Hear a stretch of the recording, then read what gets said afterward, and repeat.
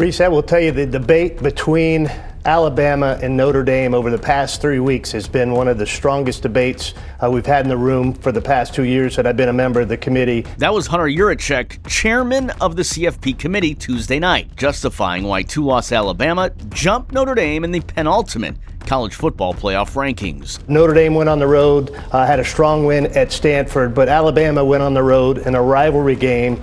Looked really good, especially in the first half, getting up 17-0. Since the playoff rankings were first released, Notre Dame has been holding steady in the 9th position, meaning they were squarely in the 12-team field. But as happens in today's unpredictable college football world, the Irish just 24 hours later find themselves firmly on the bubble and quite possibly in a checkmate position. Yes, if the playoffs started today, Notre Dame would be on the road to play number 7 Texas A&M. But the rankings are bound to change again on Sunday. All right, so you take a look at the scenarios that could play out this weekend for Notre Dame. Obviously, the 2 championship games in the SEC and the Big 12. Notre Dame currently in at number 10. Remember, they flip-flopped with Alabama this past week during the ranking show. But what happens in scenario number 1?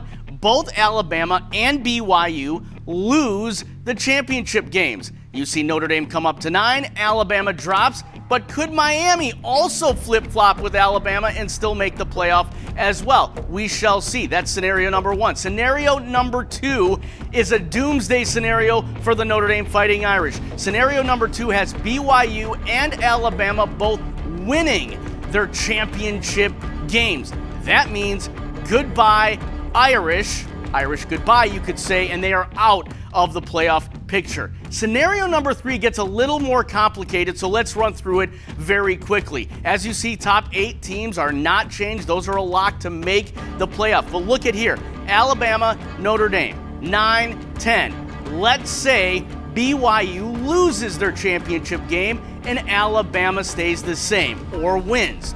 BYU loses the championship game. They all of a sudden drop to 12. Miami now is all of a sudden at 11. But what about the head-to-head? Everybody's been talking about the head-to-head matchup between Notre Dame and Miami. Go ahead and flip the script. Now Miami's in, Notre Dame is out. If you're an Irish fan, you don't want these 2 scenarios.